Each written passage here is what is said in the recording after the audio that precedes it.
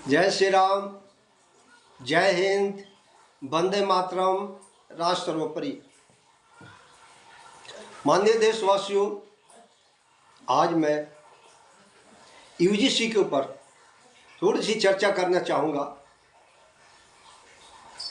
UGC में कुछ हमारे ओबीसी भाई, खासकर उत्तर प्रदेश से लोग खुश हो रहे हैं, लेकिन आपको खुश होने की जरूरत नहीं है। इसकी प्रावधान सुन लीजिए आप। एसटी एससी पर केस करेगा तो वही नियम लागू होगा, और एससी ओबीसी पर करता है तो भी वही नियम लागू होगा, और ओबीसी फिर स्वर्ण पर करता है तो वो भी नियम लागू होगा। इसमें कोई बच ही नहीं रहा है, सभी इस चैनल में आ रहा है। इसलिए ओबीसी को ज़्यादा खुश होने की जरूरत नहीं है।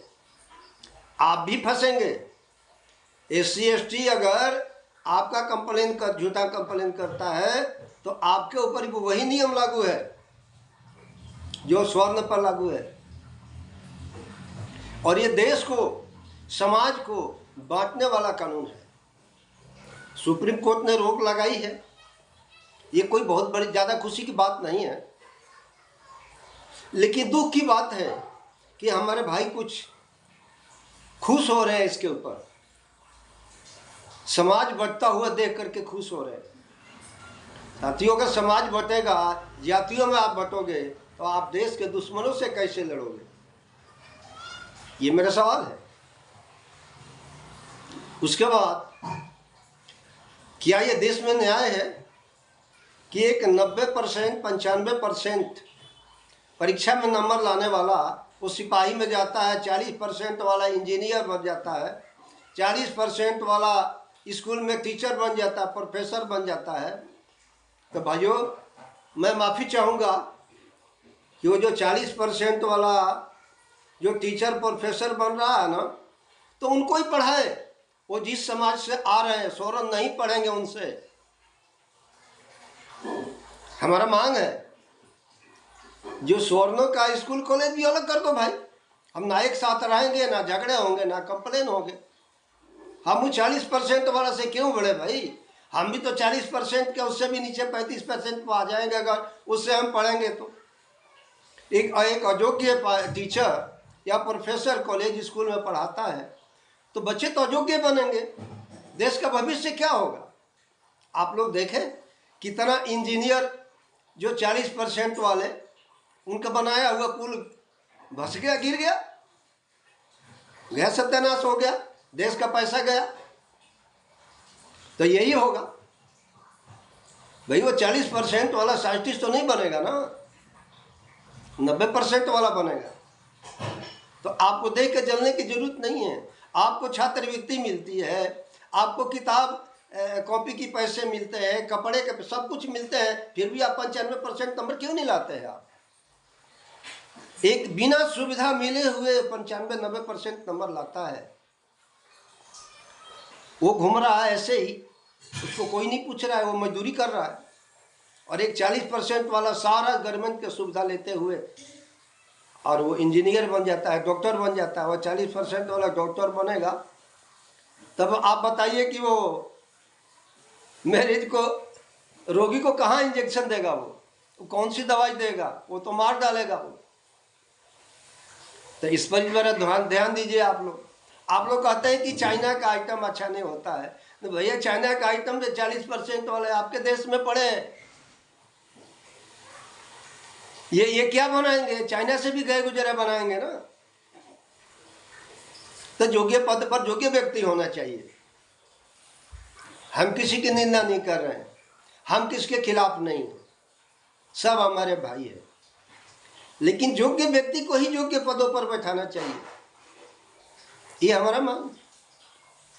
वो 40% वाले पढ़ाए भाई, 40% वाले को हम क्यों पढ़ेंगे? उनसे नहीं पढ़ेंगे। हम अलग कर दो। और भी आपको ज़्यादा दिक्कत है तो हमारा देश अलग दे दो, तुम राज करो भाई, हम दुख करेंगे। लेकिन याद रखना, हम नरक को भी स्वर्ग बना देंगे, अब तुम स्वर्ग लेके नरक बना दोगे, याद रखना। इसलिए ज़्यादा खुश होने की जरूरत नहीं है। सोना सोना ही रहेगा और पीतल पीतल ही रहेगा। मनुस्मृति को लेकर के लोग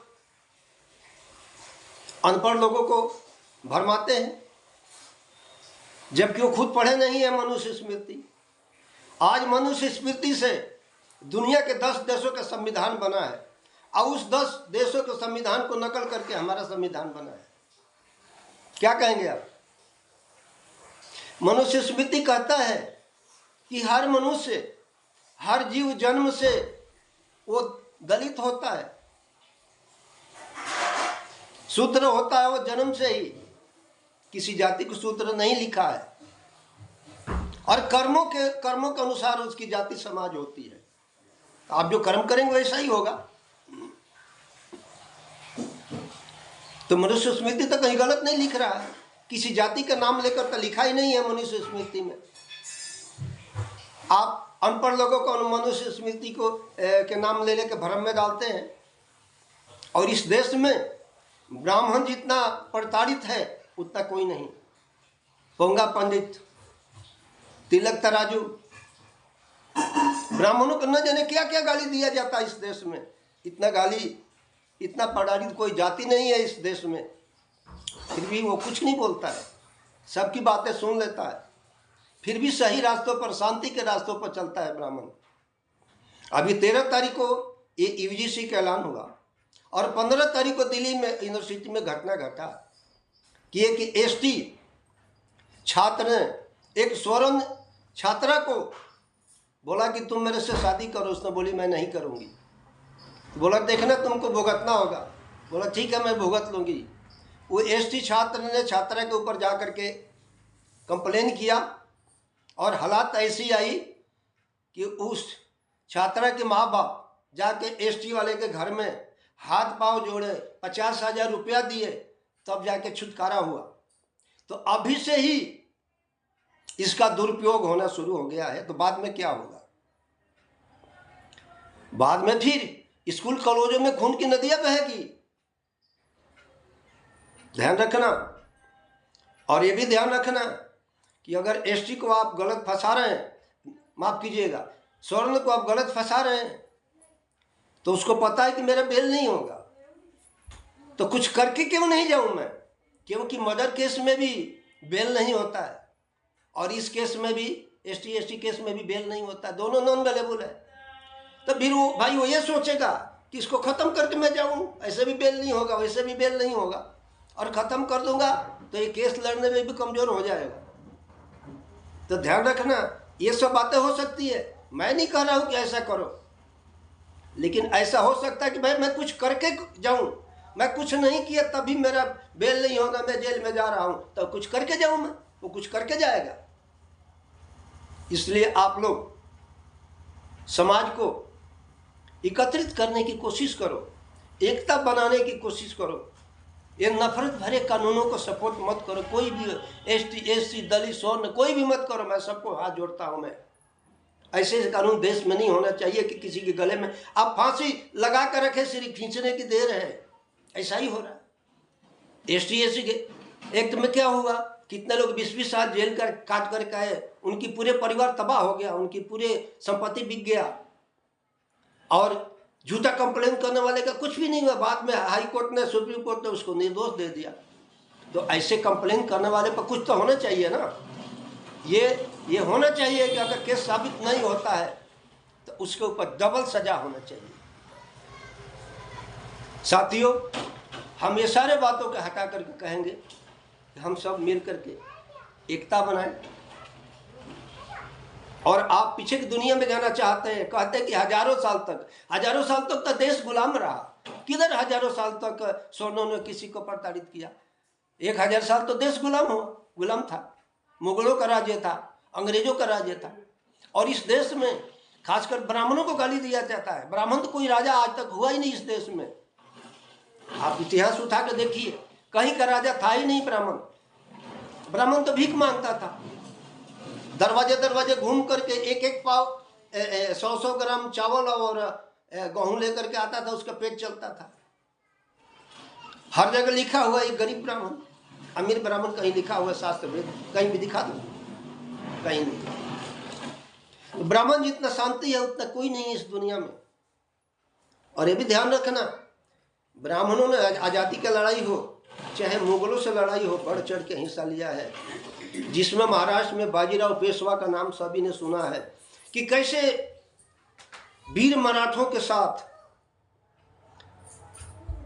गले से गले मिल करके और कैसे हाथ मिला करके और लड़ाइयाँ लड़ा यहाँ पर ब्राह्मणों ने। चंद्रशेखर आजाद ब्राह्मण थे और आज़ादी की लड़ाई में ध्यान रखना 1857 के विद्रोह में पहला फांसी पर चढ़ने वाला मंगल पांडे ब्राह्मण था, उसको लोग भूल गए। आप आंकड़ा निकालिए कि कितने स्वर्ण स्वतंत्रता सेनानी थे और कितने स्वर्ण आज़ादी के लिए लड़े और कितने दलित लड़े, आपका फैसला हो जाएगा। मैं ये नहीं बताता हूँ कि किसी की हकदारी नहीं है, आज़ादी की लड़ाई में है, लेकिन जितना स्वर्णों ने लड़ा है उतना किसी ने नहीं लड़ा है। जितना स्वर्णों की जान गई है उतना किसी की नहीं गई है। स्वर्ण की वजह से देश आज़ाद हुआ। और एसटी वर्ग जिसको बोलता है कि बहुत पढ़ा लिखा, तो पढ़ा लिखा जो था ना, जिसको कहते हो आप, उसको स्वर्णों ने पढ़ाया था मदद दे करके। यहाँ तक कि स्वर्णों ने उसको अपना उपाधि, अपना टाइटल तक दिया उसको, तब वो आगे आया था। स्वर्णों ने उसको आगे लाया, विदेशों तक भेजा पढ़ने के लिए, उसमें स्वर्णों ने पैसा दिया, किसी दलित ने नहीं दिया था।